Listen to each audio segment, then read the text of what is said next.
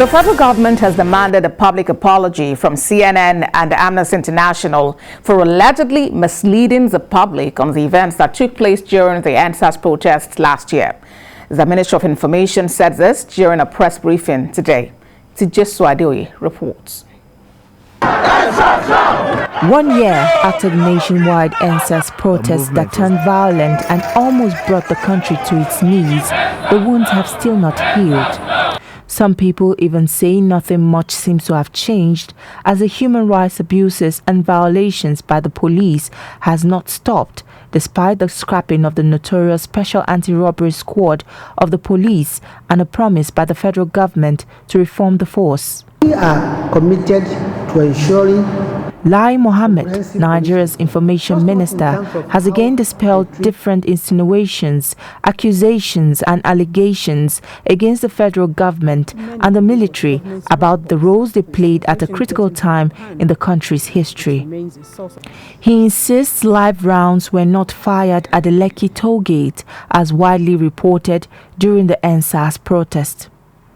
He says the judicial panel of inquiry that was set up by government to seek redress for victims of police brutality still has no record or evidence of death at the Lekki toll gate. From the medical data examined, including the timeline of arrival at medical facility and the nature of the injuries sustained by the victims who were taken to the 5 medical facilities, that no military-grade live ammunition, high velocity, was fired at the protester. Now the government wants an apology from its accusers for misleading the public and painting the country in a bad light.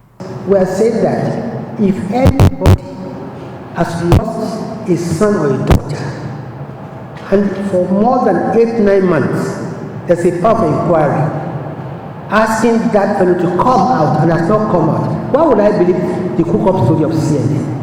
The minister also talked about successes recorded by the National Economic Council in its coordination of the judicial panel of inquiry set up across the country. He says there have been payments of compensation to victims, prosecution of indicted persons based on the report of the Judicial Panel of Inquiry, and also improved welfare and efficiency of Nigeria's security forces. Recruited into arms-bearing security agencies undergo psychiatric evaluations and drug tests before enlistment and periodically after enlistment to ensure that the personnel are psychologically fit to carry live weapons. There are some planners of these ENDSARS protests. The National Economic Council had recently warned against the planned protest to mark the ENDSARS anniversary and encouraged youths to explore other lawful means of engagement. TVC News, Abuja. When I remember Lekki, aye, water run away my eyes.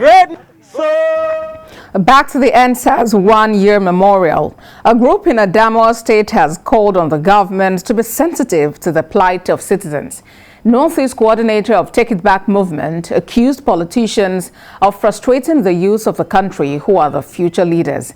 He also recalled how protesters were arrested in Adamawa State during last year's ENDSARS protest.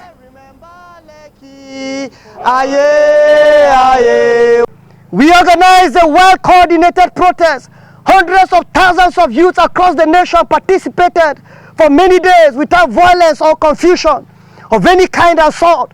The political leaders who call themselves elders went mentally bankrupt as how to profile a solution to one of their most debilitating challenge. The only reasonable idea available to them was to implore talks across boards, to attack procession of decent conduct, and to kill any person at sight. Such is the kind of evil generation of Nigeria that they are breeding.